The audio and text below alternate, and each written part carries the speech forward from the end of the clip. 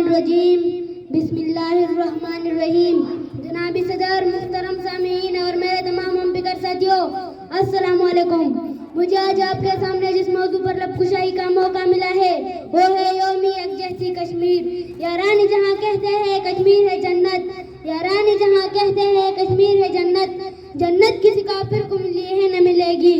اے خدا، میرے الفاظ کو طاقت عطا فرما، میرے اعصاب کو جذبہ عطا فرما، میرے سون کو جرت عطا فرما اور میرے حکمرانوں کو غیرت عطا فرما، جس جذبے کو جنون کی فکر میں ڈالے کہ کشمیر ہماری شہر ہے، کشمیر کے بوڑھے ہمارے بزرگ، کشمیر کے جوان ہمارے اپنے اور کشمیر کی عورتیں ہماری عزت ہے اور کشمیر کے بچے ہمارے بچے ہیں۔